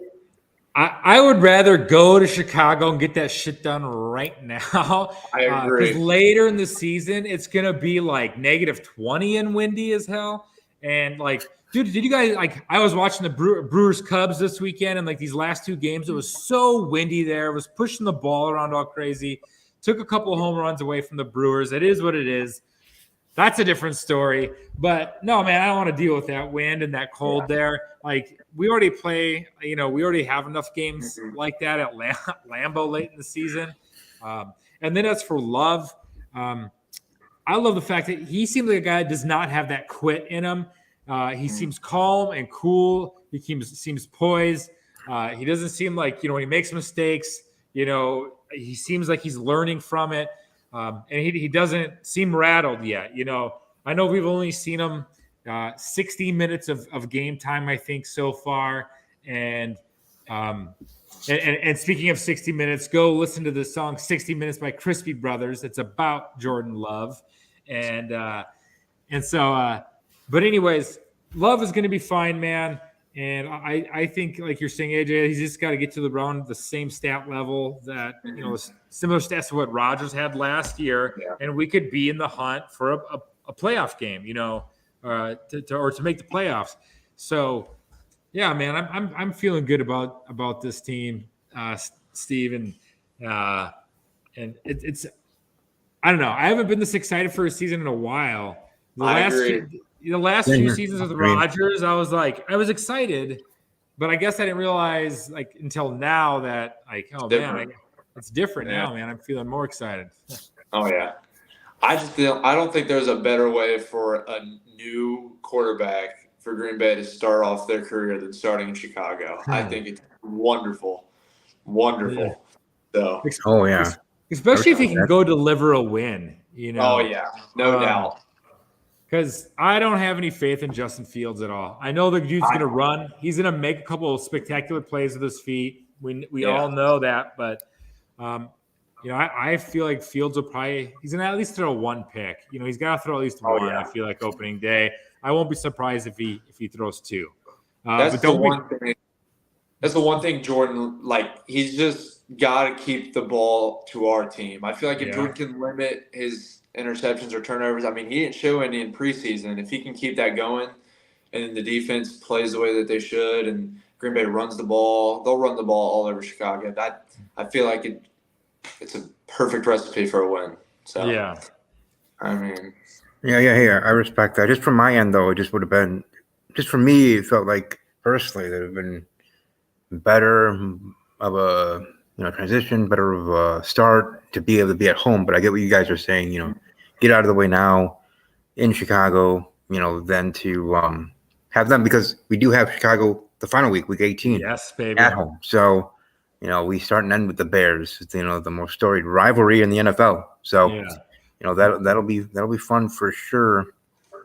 And with the NFC North and all the other teams, the Bears, the Bears and Vikings, their new ownerships and new everything they had the last couple of years and improvements. And I really did enjoy getting to know Kirk Cousins a little bit on the quarterbacks on Netflix. So I respect him as a guy, as much as, the Vikings Packers thing. But, all in all, I really do. If it's not going to be the Packers, going to be winning the division. I agree with you, Bernie. It should be the Lions. Yeah. And I really enjoyed them last season. Talk about shows. They were on Hard Knocks, and I enjoyed them on there and getting to know them. And Rico Rodriguez is like one of my, I don't want to say favorite players, but someone that I watch, in a sense of outside of the team, outside of the Packers that I enjoy and his story and everything. But for the Packers, it's about defense. It's about safeties and cornerbacks. If we can't shore that up, no matter who we're facing, whether it's a quarterback that we should be able to dominate or not, we are not going to be able to get the wins, whether Jordan Love's here or not. We won't be able to get the wins if our defense is not being able to back over to the offense. If we're giving up points, we're giving up yardage. If we're not making the stops when we need to at certain points of the game, the rest is not going to matter. No. So what are you guys' thoughts on how we've tried to change that and your expectations, Bernie, on the defensive side of the Green Bay Packers? My expectation, I go right now, Devondre Campbell. When we picked him up, I think he was with the Cardinals. They let him go, and then we were all thinking we needed a middle linebacker, and he was just a free agent sitting there. We picked him up, and that first year he was with us, he played at all-pro level. We got flashes like that defense when he was playing when he was on it. The whole defense played better, and the last year, he was playing banged up. I think he might have missed a couple games, but he just didn't play at the level that he did. I'm hoping he's healthy. He's come back. I know he's a baller. He's got that dog in him. and he's going to stick his nose in there. And I'm really excited about Devondre Campbell, Kenny Clark. We need him in the middle. We need him winning in the trenches, because like that's the ticket to us winning in the trenches is Kenny Clark winning his matchup, or are they going to double team him? Because then like when Kenny gets double teamed, then someone else has to win their one-on-one matchup then. So Kenny Clark, Devondre Campbell, and then it's to me, I'm hoping Jair can make some big plays. The thing is, though, sometimes when you're playing at the level he does, they just don't even throw his way. So I just hope it's not a season of us not hearing his name because they just refuse to throw his way. Because when he can get his hands on the ball, he can make some spectacular plays after the pick. So the defense, it's like we need somebody, playing near that all-pro level at all three levels. So it's Kenny Clark, Devondre Campbell, Jair. All three of those guys got to be playing near that all-pro level, and then we got to force some turnovers. That's what we need to see. I don't want to see Joe Barry getting a one-score lead and then playing soft coverage. Yeah, that's the one thing I don't want to see. I want to see some assertiveness, like when we get that lead. Don't be scared to blitz. Don't be scared to show some different looks. So that's what I'm hoping from the defense, man. That's really what I want to see, and that's the defense that can take the Packers to the playoffs. Because my dream season would be, say, Packers lose week 1, Love shows flashes, but then he improves throughout the season. Then the end of the season, Bears come to Lambeau. And it's to go to the playoffs. The winner gets the wild card, right? And then Love wins in Lambeau, gets his revenge, gets the wild card. That would be like a realistic dream season in my foreshadowing or my wishing, Oh, yeah. But it's on that defense, man, because that's who's going to win us some games. Grind out. That's the biggest thing. I mean, the biggest issue, just in general, is open field tackling. We have open field tackling. That's so you get the other teams. Wide receivers, their yaks. Yards after catch, because we're not getting that done. It frustrates the heck out of me. I mean, my late grandfather, who lived with me for a couple of years before he passed away in 2008. We were watching Packer games, and he was always getting frustrated. Like, what the heck is this? You think he talks about, didn't they learn anything in training camp? Those seasons, and it's still going on, years after he passed, and just in general, that's something I watch out for. There's definitely some cornerbacks, man, that don't like to stick their nose in there. They have their head down. They're not really looking where they're going at the point of contact, and then how athletic and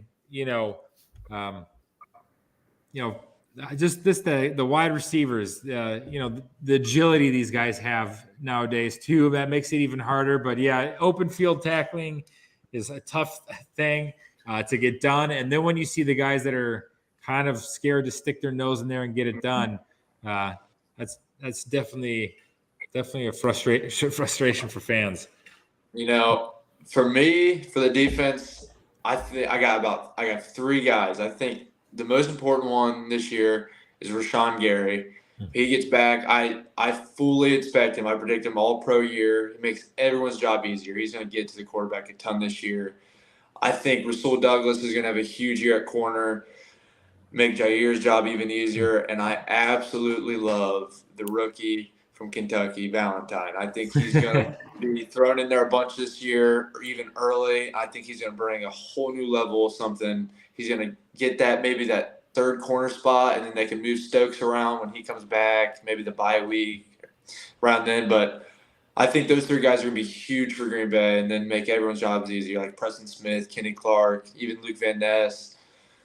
I think their defense is going to be really good this year as long as Joe Barry stays away from that prevent coverage on 3rd and 4. As long as that happens, I fully think Green Bay's defense this year will be really elite, up there with like the top dogs. Keep winning a lot of games. So, because I think myself, if Joe Barry doesn't get it done this year, it's time to go. It's time to bring Jim Leonard in. It's time to bring Jim Leonard in. I thought it was. I mean, maybe it was just because of fan. We're all tired of it, but I thought even like parts of last season, it was like Joe Barry might have to leave. I was like, this team had too much talent. I never liked the hire to begin with. Yeah, he was on the staff in Detroit when they went 0-16. You know, like that is your pick. Well, I mean, his first game, he plays the Saints, and he gets absolutely diced by Jameis Winston. And then the rest of the season, it was like the defense was really, really good. And then going into last season, it was like this defense is going to be top 3, top 5, and be one of the best defenses. And then it was just the complete opposite. It was rough. I mean, Rashawn got hurt, DeAndre got hurt, but I mean, there's too much talent on that side of the ball. I thought to be playing like that. So yeah, 100%. We have 8 first-round picks on that defense, and it's the talent, the skill is there. Someone's got to put it together now. But otherwise, like I said, man, Joe Barry doesn't get it done. I'm all about bringing Jim Leonard in. You know, he was an All-American safety in college. He played safety for a decade in the NFL. Get some, get a safety. I like it. In there, and Jim Leonard will have him coached up. But man, it's going to be an interesting season, and because some people will get a pass this season, and that's LaFleur, that's Love. They got 2 years to make this work. Joe Barry's on thin ice, in my opinion. I think this has got to be his hot seat year. No, I think it has to be. If their defense is performing this year and they're losing games because their defense, like if Jordan Love's scoring 24 points, 27 points, I mean, and they're losing games or something just completely out of this world, then I think he's going to be gone. But who knows? Yeah. I feel like Matt can have this like buddy system sometime and just get like guys too much and not like want them to just let go. I feel like Jim would sort of be like that, and I do not want it to be that way if their defense doesn't perform this year. So. Yeah, I would hate to see Love, or like Love play well and then have a bad season overall because of the defense. That would be a tough one to watch. That would be a tough season to watch, and. Then it's like if the defense is a disaster, do you get rid of Barry in the middle of the season and try to piece something else together? That's definitely my biggest concern. Yeah, that defense, man. Luckily they get to prepare for the Bears. DJ Moore, he is going to make a couple big plays. They really like, I watched a little bit of their preseason. They're going to be throwing a lot of short passes, trying to set up like wide receiver screens. They're going to get inventive and whatever they can do with Fields. They got to think of ways for him to have the ball in his hands, or actually to get the ball into the hands of their playmakers. But he's I just don't see him like materializing. I thought I would see something in this. That's why I watched the preseason, because I keep hearing from the Bears fans that he's going to be the one. I still don't see it yet. And, nothing special. There's just a whole bunch of little throws. Maybe they don't want to fully show everything, but it wasn't all there. And the one thing that just worries me is his ability to move, get out of the pocket. Because last year Green Bay really struggled. Like Jalen Hurts, and then even that second time they played Justin got out a couple times. I just hope they're able to contain him and not let him get his feet warm. But it just gives him like a whole other world of confidence, and he can't have it.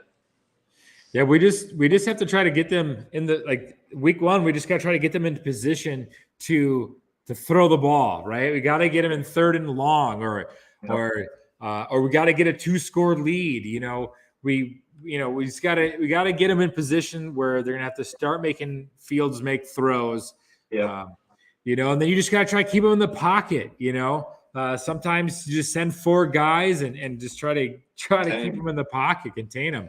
And so it's going to be an interesting game. I'm so pumped for it. I'm so pumped. It's 3 days, man. 3 days I get to watch the Badgers. So it's just like football season is truly here. Yeah. Oh yeah, it's nice. Sorry about that Wi-Fi situation. But anyways, it's just nice to have the end of the season here. The college football season, they always have their week 1 before the NFL does. So it's their weekend this weekend. And then the NFL, come to knocking, taking over next week and the next weekend with week 1. I don't think we did yet. I don't think we did because we were talking a lot about other things. Bernie Bango, what is your prediction for the 2023 Packers record-wise, and how far do you see the Packers going record-wise, playoff-wise at all? Well, my dream was that, what I shared with you earlier, but if I was a betting man, I feel like they're going to end up going 8-9 and missing the playoffs. And I think we're going to see flashes from Love, knowing that, yes, he is the QB1, and with another year, they might be able to really put something together. I think the defense is very average throughout the season. And I think we see an exit of Joe Barry at the end of the year. And it's just kind of unfortunate. We'll see how it goes. Because the best I have them doing is maybe 10-7. But I think if I had to pick one, it's just going to be 8-9. And Rodgers went 6-10 in his first year as a starter. And I think if we get 8-9 and say there's they're in the wild card race, throughout the season or whatever, it'd be nice just to get 17 games of meaningful football. If that means Love gets through the season healthy, he shows flashes, and we know he's our guy of the future. I think that's what we get for the 2023 season. Yep. AJ? I'm pretty optimistic. I think this team is actually sort of built to win now in a way. I think Jordan has a ton of pressure, but I honestly think it comes down more to the receivers and their pressure. I think they have to be able to keep progressing, get better throughout the year. I think Christian and Romeo are going to be great. I think Jaden Reed is going to be awesome for them. I think Musgrave is going to be huge in the middle. They're going to run the ball great. Their O-line is going to be good. It will hold up. I got them going 11-6 and actually winning the North. Okay. I think the beginning of their schedule, their first 5 or 6 weeks are if they can just start the season the way that they should, their defense plays well. They have their first 5 games are all winnable games, and teams that are maybe the Saints are a playoff team, but then you got the Falcons, the Bears. I mean, I think they can start that 6-game stretch maybe 4-2, 5-1, and I mean, then from there you never know. I know we got the Chiefs later in the year, the Chargers. You got to play the Lions twice, Vikings, but I got them going 11-6. Taking the North, and then I got them falling in the divisional round. I think that's where it ends there. But I expect Jordan to be – I think he's going to fit in. I think he's going to be great. It's just preseason football, but I liked what I saw in the preseason. I liked the way the offense was moving. I mean, they're so fast everywhere. They're electric. There's going to be tons of up and downs this season, but oh yeah, I like what I see. And I mean, you never know. Young teams that they're underdogs all year, they could be surprising. I mean, Joe Burrow's second year in Cincinnati, no one had them doing what they did. I mean, you never know. I feel like Green Bay's got a good roster for Jordan to step into and get better throughout the year and take them where they need to be. So that's what I got. Yeah, and I agree with you, AJ, that we're going to see some electric plays from that offense.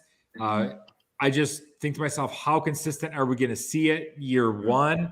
And we have, I think, in our starting 3 wide receivers, we have a total of 2 years of experience.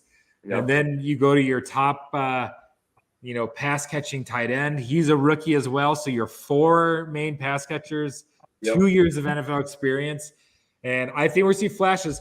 Tight end is such a tough position to transition from college to pro. So it's just like, I hope maybe this year they just focus on the pass catching for Luke. Just be like, hey, man, let's just focus on pass catching. And then they just use Josiah when they need blocking, or maybe you just have Tucker focusing more on blocking, and you just try to focus some of that development and training.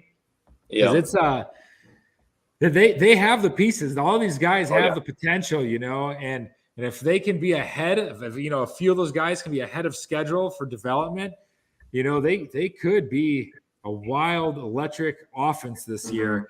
And, other teams have done it, put a group of young guys together and they just have fun, because there's no expectations. Then they're just like, let's go, that's right. Teams are more dangerous. Yeah.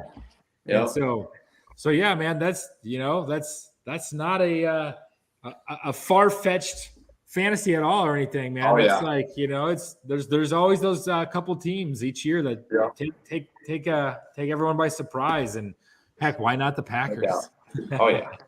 Exactly. Now for me, I do have them being third in the division. I have them being 9-8. If it was the old schedule, I would have them 8-8, be at 500, but that's not the case.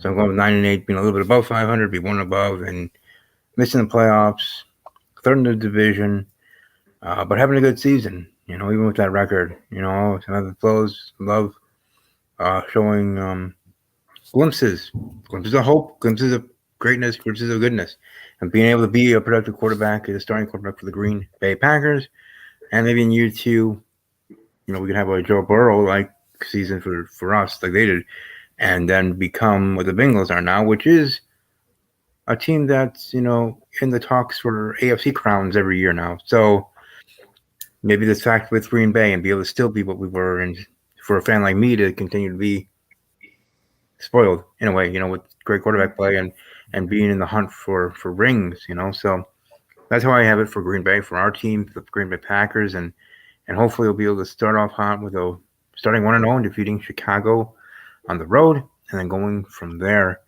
It's looking at the schedule. It's interesting, the fact of an early bye week.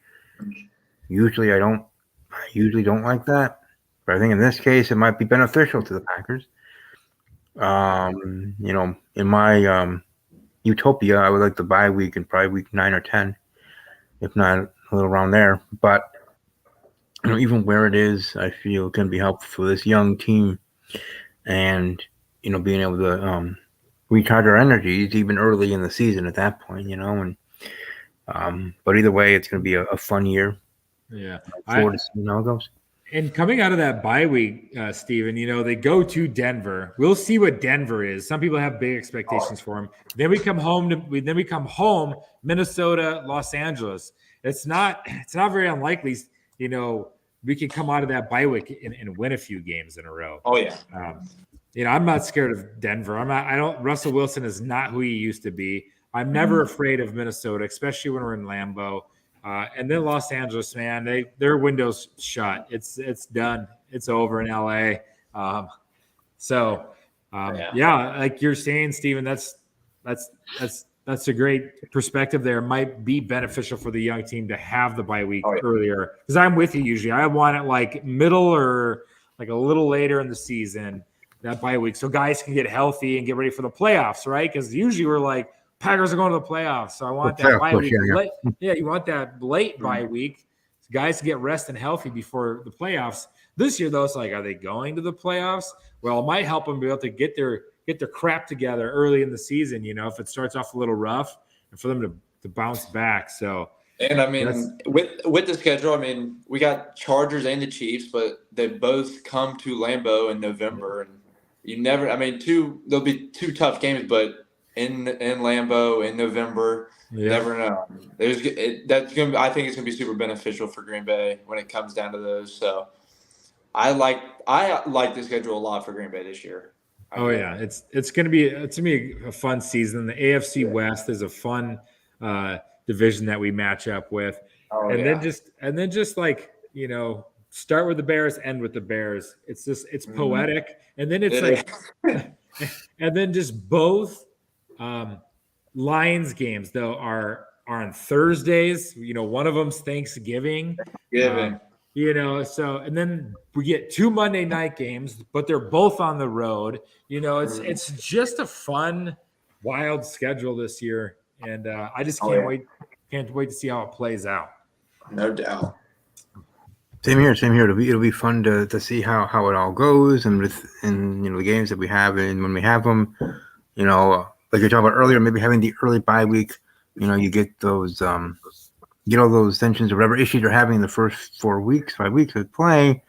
You have a week 6 bye week and be able to learn from them and build from them and move forward from that point. Yeah. Any beginning of season woes, and be able to we do all remember, right? Jordan Love did have a pretty good game against Kansas City Chiefs and Pat Mahomes when he had to play because Aaron Rodgers had COVID. So, I think even going back to that game, I think that one was in Kansas City. Yeah, it was in Kansas. Most Either way. game. Had a chance to win it. Exactly. So, if he can keep up with the Chiefs' defense against Pat Mahomes in general, I know it's not always quarterback versus quarterback, but that's how it's usually played. Yeah. But I really am hopeful that this team, that this season will be building blocks to what we can be moving forward with Jordan Love and overall. Our biggest question marks, like we talked about earlier, is defense and safety, tackling and all the other issues.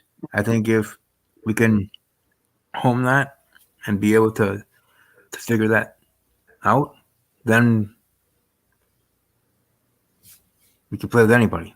Yeah. All right. But we got to get that straight. If we don't, then Joe Burrow doesn't deserve to be in a job. Because with the roster that we have and with the ability, especially on the defensive side, beyond the offensive side, that we'd be able to be a top tier defense that we even saw glimpses of last season, right? That they can be this, they can be something. We did improve with special teams, right? We got who we got with our new special teams coach last season. But now it's the defense. If you fix the defense, we got the offense, we got the special teams, you get the defense, then all together we can be one. We can have a team that can face anybody, whether it's the mighty Chiefs or the Bears. Either way, no matter what team we're facing, whoever we're facing, we will be able to be confident in our quarterback, in our defense, and in our team to really win those games. Yeah. And week 1, I know it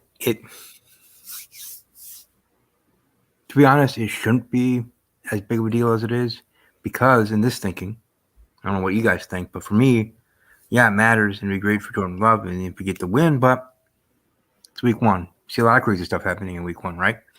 Many week 1s. Week 1s in the past, the Jets have been the top of the AFC. Technically, the playoffs ended after a week 1. So Green Bay is not bad. it's gonna matter, but to me, it's kind of not too, because it's still the whole season and how it's gonna go. I don't know. What do you think, guys? I mean, it's been a rough past couple week 1s, no doubt, for Green Bay, and I think that all has to do with, Aaron not coming to some off-season stuff, and then preseason, not playing preseason. I know, and And now you we see like to do that. So yeah, I mean, you see the teams that play preseason, usually the teams start off pretty good, I think, and they've played more football, so then they go into week 1 more confidence, and they've already been running. So I think it's going to benefit them more this year, and I don't expect them to lay like a dud like they have like the past couple week 1s. I think they're going to come out and be like, play like they should. Now, that doesn't guarantee them a win, but I think it's going to be more. I think the offense is going to run more smooth. I think their defense will play better. But that's what I'm expecting, since they've been playing preseason and everything going in this week. So Yeah, it's a different environment. It's a different energy in that locker room, and we have the youngest squad in the league. They're going to come up jacked up. They're it's just going to be different week 1. You're definitely going to see guys high energy flying around, trying to do their thing. It's going to be a great season. But hey, I got to get back to baby duty. I'm a new dad, AJ. I got a 2-week-old, so I got to Hey, get. congrats, man. Yeah, appreciate it. Hey, we'll have to have you on Big Cheese sometime. Okay. Okay, no doubt. We're good to have you. Thanks for having me, Steven. It was a good time, man. Love talking Packer football. Can't wait for the season to start. Yeah, man. Have a good evening. Yeah, All nice right. meeting you, Talk man. to you Have a good one. Yeah, you do. Peace, fellas. So yeah, talking about our own team and the Packers and how they're going to do, all our different predictions there. I do hope that it's just going to be a productive season, be able to see what Jordan Love does have. Now we have the rest of the NFL, all the other teams. And how I'm going to do it, at least from my end, is I'm just going to go through division and share who I have for the records. So for the NFC North, I know we talked about the Packers, but first place, I have the Lions at 12-5. I have the Bears at 11-6. I have the Green Bay Packers at 9-8, as I spoke of, and the Vikings taking a dive. Me too. 7-10 for the NFC North. So what say you for the NFC North? So for the North, I got the Packers at 1, obviously, 11-6, and then I go Detroit, 10-7. I went with the Vikings at 3rd at 9-8, and then I went with the Bears at 4, 7-10. Okay, now moving on, we got the NFC West. For me, first place, I have the San Francisco 49ers at 11-6.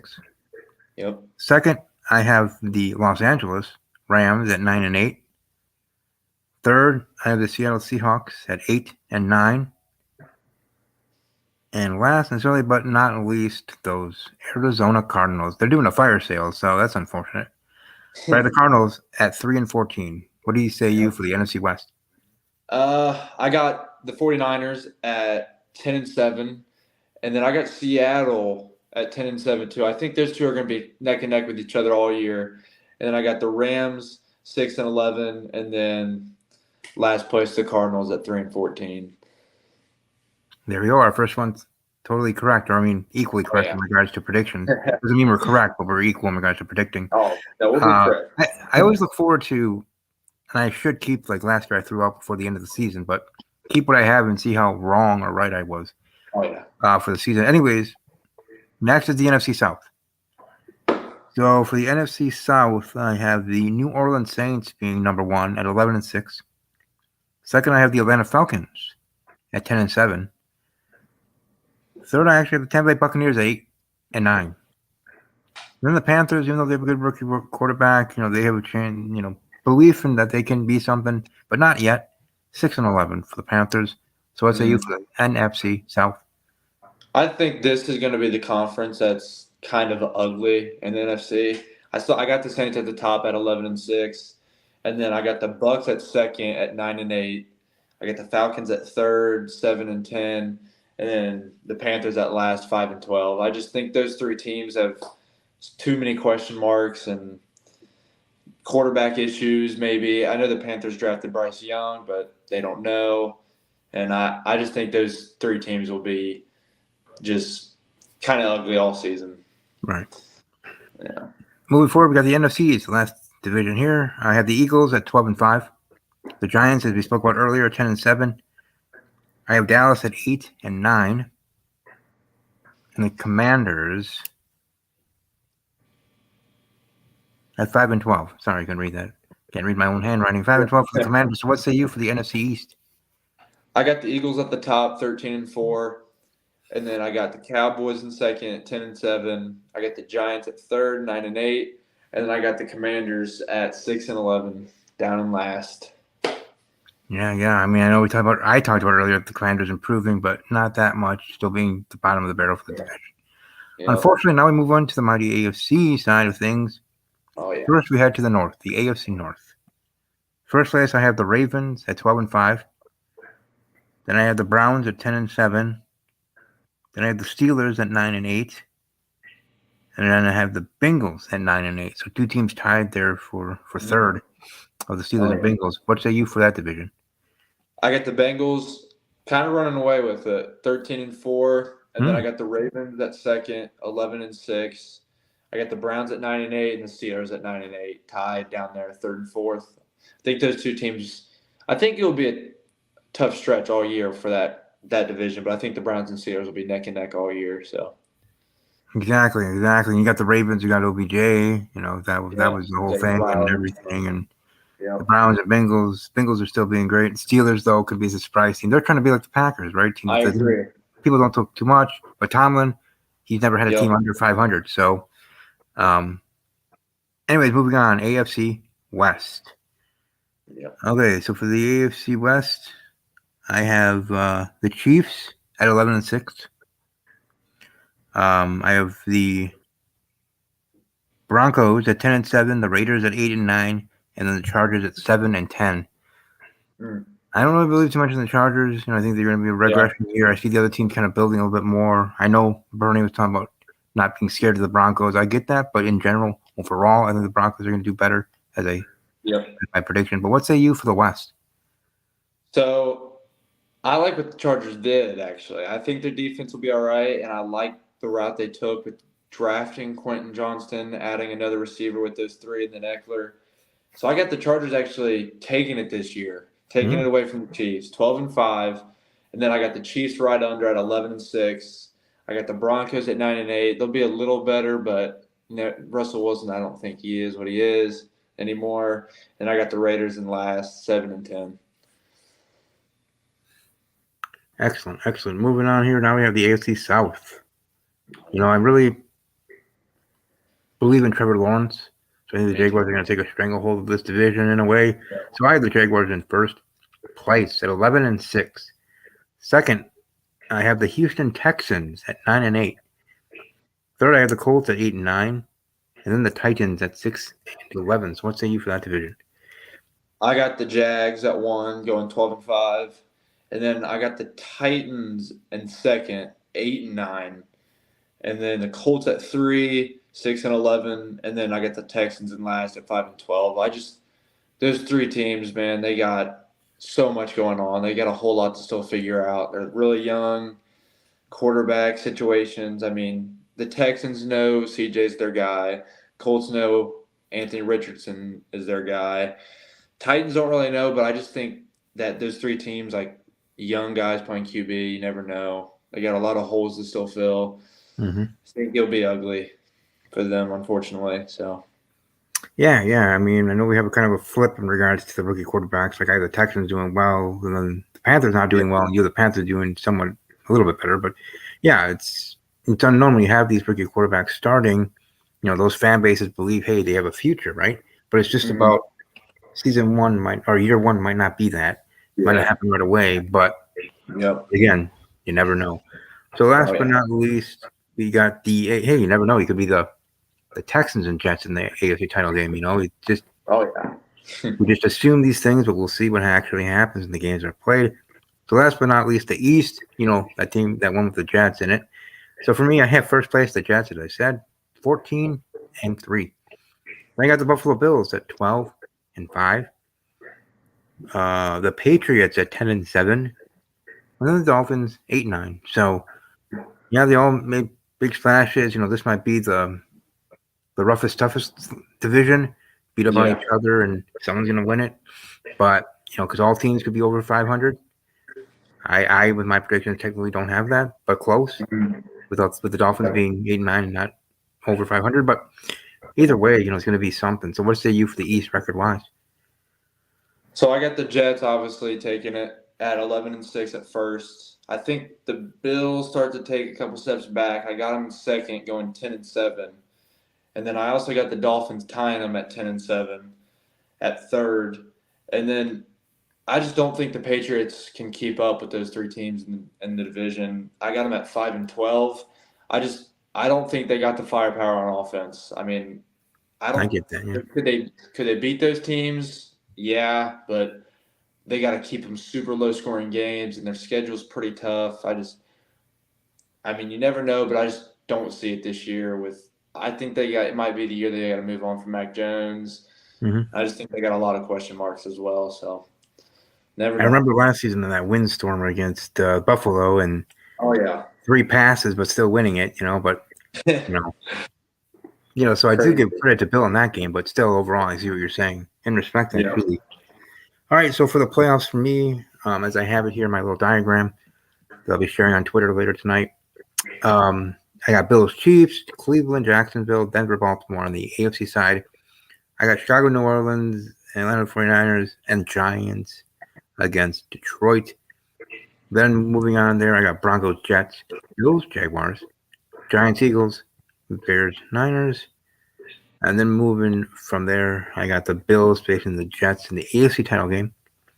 I got the Bears facing the Giants in the NFC title game, technically. And as for what we talked about earlier, the Super Bowl, the Giants, Jets, with the Giants winning 28-17. So what say you, at least for the Super Bowl, if you don't have every game mapped out there on paper, at least for the Super Bowl, what say you? I got it mapped. Okay, well then go through your map and if you have a final score prediction for the Super Bowl and your prediction for the game. So the first round bye for the AFC was the Bengals, and then I had the Chargers against the Ravens, the Jags against the Bills, and then the Jets against the Chiefs. I had the Bills knocking off the Jags, and then I had the Jets beating the Chiefs, and then the Chargers beating the Ravens. So then I had Bengals, Bills, Chargers, Jets. I had the Bengals beating the Bills, and then the Jets beating the Chargers, and then the Bengals playing the Jets in the AFC Championship, and then the Bengals taking that, going to the Super Bowl. And then the NFC, I had the Packers against the Seahawks, the Saints against the Lions, and the 49ers against the Cowboys, with the Eagles having the bye. And then I had Green Bay winning against the Seahawks. I had the Lions beating the Saints, and then I had the 49ers beating the Cowboys again in the playoffs. And then I had the 49ers knocking off the Packers in the playoffs once again. And then I had the Eagles beating the Lions, and then a rematch in the NFC Championship of Eagles 49ers. Eagles taking it, and then a Bengals versus Eagles Super Bowl. And I have Joe Burrow and Cincinnati getting their first Super Bowl ever. There you go. Your family will enjoy that one. There you go. I know. I hope they're not watching this. I can't let them know or my friends know that I said this. So, Hey, yeah. honest prediction there. So the Bengals win the Super Bowl. I was, let your family know here, live on air, that 2 years ago when they were having that magical season, made it to the Super Bowl and facing the Rams, I was pulling for them. And that was the first time in a couple of years, because usually I go with the NFC team, right? Because the Packers are in the NFC. So if it's not the Packers, I want the NFC team. But this time, I was really pulling for Burrow and the Bengals to get the win. So I was getting to know Bengals fans and all that during the 2 weeks and whatnot. So, of course, yeah, I was pulling for them, and just it was unfortunate because it kind of when the Cardinals lost to the Steelers in that Super Bowl, I was pulling for Arizona, and now it was just taken from them too. It would have been great for Warner to win another Super Bowl ring with a different team, two teams, kind of like Madden did. Oh yeah, and Fitzgerald for sure. Now he's retired and he couldn't get a ring, but still a great player. So for the Bengals, even though they have still many years left, their players instead of Jamar Chase and Joe Burrow as a duo.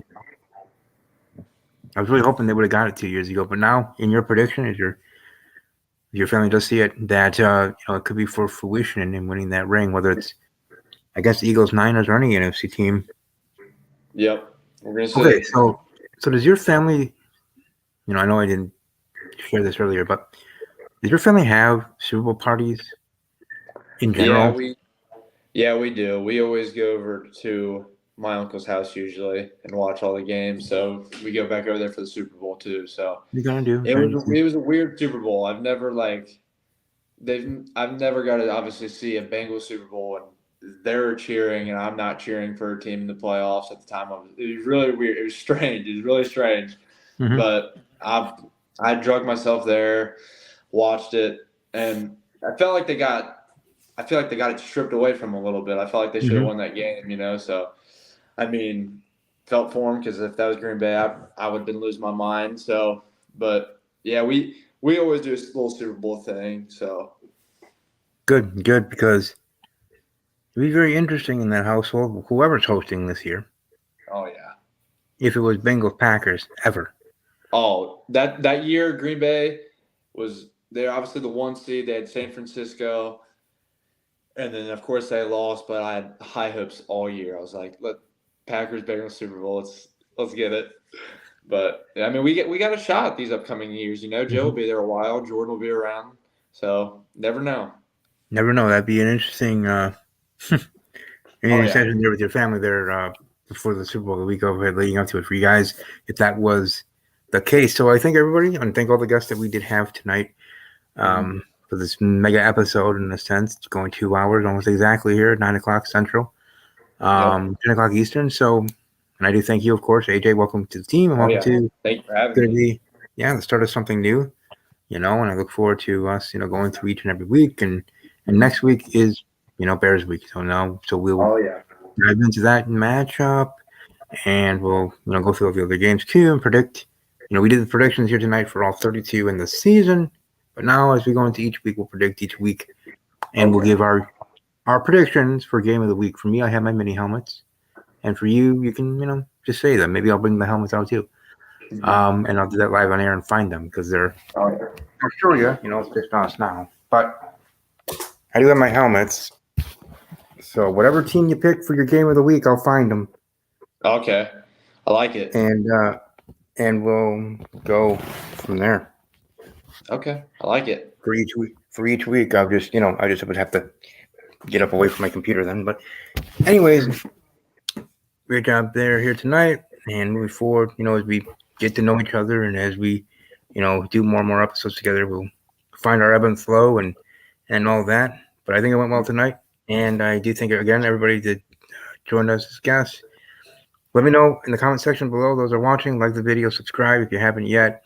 Let us know your thoughts, your predictions, for your team, whatever team that is of the 32. And who do you have winning the Super Bowl? You don't have to give a score, but if you want to, you're much obliged. So until next week Wednesday, because it will be weekly here at Talking Packers with Steve. Weekly Wednesdays here on YouTube via StreamYard, 7 p.m. Central till whenever we end. And we'll go from there. Stay safe, AJ, there in Florida, as everybody knows now. Thank you. As the storms, because obviously I've been keeping track on that because it's not heading toward me, selfishly. Is there anything coming yet, or is there anything there yet? Has it gone past? So What's the situation? Where I was in Tampa, it didn't really hit too much. It was just like pretty bad storms. South Tampa got hit a little bit, but it was more north that was like really bad. So I didn't go through like too much of like the full hurricane experience, I guess. But yeah, all is good right now. It's still passing. So class is scheduled for tomorrow, so all's good here. We're all good. Good. Glad you and the girlfriend, let alone everybody else in the eye of the storm, whether directly or indirectly at all, be able to make it through and on to moving on with their lives, moving from there, pick up, debris pickup and all that. So, God bless, and my thoughts and prayers to everybody there affected in the path of the storm. And that'll close it. So, like I said in the beginning, in memory, Wyndham Rotunda, Bray Wyatt, WWE superstar, who we missed. They had great, honoring him in the last couple of weeks on SmackDown and Raw, Monday Night Raw. So, but above all else, as always, take care. Yep.